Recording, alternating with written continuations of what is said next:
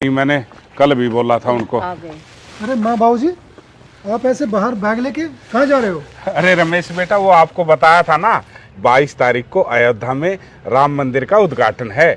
बस उसी में सभी शहर के लोग जा रहे हैं, तो हमने भी टिकट बुक करवा ली अपनी, तो वहीं पे जा रहे हैं। अरे बेटा, हम तो तुम्हारे आने का इंतजार कर रहे थे। हमारी बस निकल जाएगी, हमें बस कुछ पैसे दे दो। पैसे क्या पेड़ पे लग रहे हैं जो तोड़ के दे दे? आप दोनों का हर तीसरे दिन का ड्रामा है। घर में एक तनख्वाह आती है, उसमें घर का गुजारा बड़ी मुश्किल से होता है। माँ बाबूजी, आप लोगों को तो शर्म आती नहीं। अरे इतनी महंगाई में घर का खर्चा चलना बहुत मुश्किल से हो रहा है, और आप लोगों का तीसरे दिन का काम हो गया। कभी वृंदावन जाते हैं, कभी उत्तरकाशी जाते हैं, कभी हरिद्वार जाते हैं। अरे बेटा, आस पड़ोस के सभी जा रहे हैं, तो हमने भी सोचा कि हम भी जाते हैं, तो हमने भी नाम लिखवा दिया। बेटा, अब की बार जाते हैं और कोशिश करेंगे आगे से हम ध्यान रखेंगे। आपके तो घुटनों में दर्द रहता है, अब वो दर्द कहाँ गया? माँ बाबूजी, वहाँ कोई छोटे मोटे मंदिर का उद्घाटन नहीं है, श्री राम मंदिर का उद्घाटन है। और वहाँ 20-30 हजार लोग नहीं है, पूरा देश इकट्ठा हो रहा है। वहाँ आप लोग कहीं गुम हो गए या कुछ हो गए आपको, तो मैं कहाँ ढूंढता फिरूंगा आप लोगों को। बेटा, इतनी भीड़ में उस ईश्वर के स्थान पर अगर हमें भगवान ना करे कुछ हो गया, तो हमें गम नहीं है इस बात का।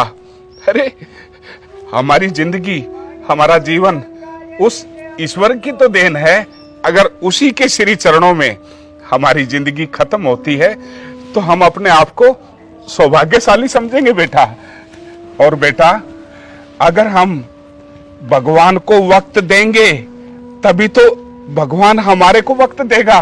अब इतने वर्षों के बाद 22 तारीख का ये इतना भव्य प्रोग्राम हो रहा है, तो बेटा हमें मत रोको, हमें जाने दो। माँ बाबूजी, आप तो बच्चों की तरह जिद पे जिद किए जा रहे हो। मेरे पास इतने पैसे नहीं है, कहां से लाऊं इतने पैसे? आप लोग समझ क्यों नहीं रहे हो? अरे मैं भी बाहर रहती हूँ, ये भी ड्यूटी जाते हैं, हम दोनों शाम को आते हैं। और एक बात तो सोचिए, घर में नौकर है, पीछे से उसने कुछ चोरी कर ली या भाग गया तो क्या करोगे? कम से कम आप लोग रहते हो, घर की देखभाल तो होती है ना। हाँ बेटा, ठीक कहा तुमने। आज समझा तुम दोनों की बातों को। असल में हम आपके परिवार के या घर के मेंबर नहीं हैं, सिर्फ और सिर्फ मुफ्त के चौकीदार हैं आप लोगों के। और आप लोगों के नहीं, इस दुनिया में जितने भी बुजुर्ग हैं, हर घर के बुजुर्गों को सिर्फ और सिर्फ चौकीदार के नाते घर में रखते हैं। बेटा, क्या माँ बाप बच्चों को पाल पोस कर इसी दिन के लिए बड़ा करते हैं कि बच्चे बुढ़ापे में उनसे चौकीदारा करवाएं? आप लोगों की छोटी सोच हो चुकी है। अरे बड़े बुजुर्गों का फर्ज होता है घर की देखभाल करना, घर में रहना, और आप उसे चौकीदारी का नाम दे रहे हो। कहीं जाने की जरूरत नहीं है, चुपचाप अंदर चलो।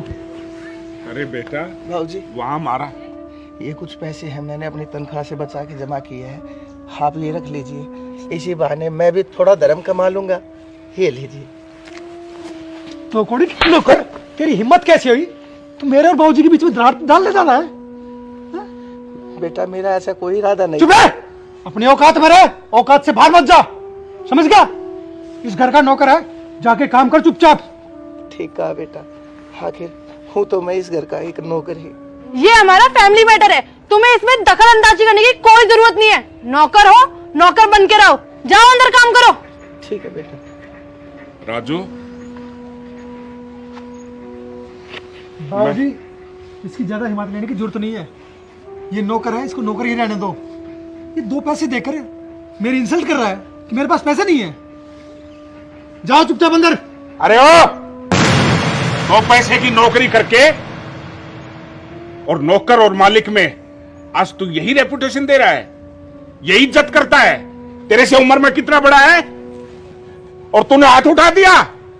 बाबूजी, ये नौकर है घर का। तो फालतू बकवास नहीं सुन रहा हूं मैं, इसीलिए तो कि बेटा है, और तुमने इनकी हिमायत ले लेके अपने सर पे बैठा लिया।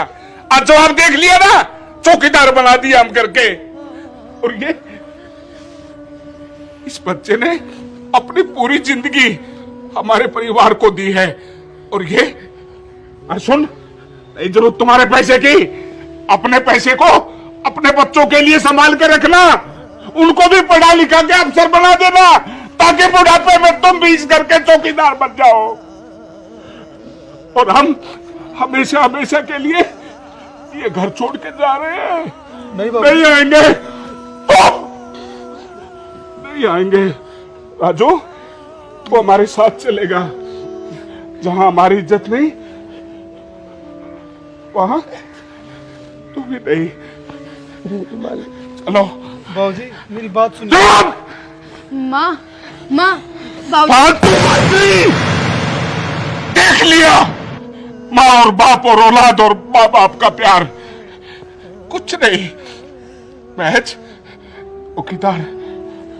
मैं तो उस हर माँ बाप से एक बात कहना चाहता हूं कि वो बच्चों की परवरिश पे पालते पोसते, अच्छी एजुकेशन दिलाते, अच्छी जॉब पे, क्या यही देते खाने के लिए? अगर आज बच्चों के पास 2 पैसे नहीं उनके किराए के लिए। अरे आज कितने सालों की तपस्या के बाद अयोध्या में मंदिर निर्माण हो रहा है, पूरा देश कितना खुश है, और उस खुशी में आप कह रहे हो कि धक्के खाने जा रहे हो? वहां धक्के खा लेंगे, तुम यहाँ खुश रहो अपने महल में, हमें जरूरत नहीं है।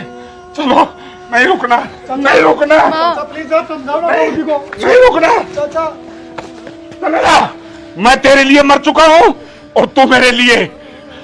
अरे तबीयत खराब हो जाएगी। चुपचाप बैग लिया, नहीं रहना। माँ न रखाइए, न रख। माँ, अरे जहाँ ये जाएंगे मैं वहीं जाऊंगी। माँ तुम तो सुनो।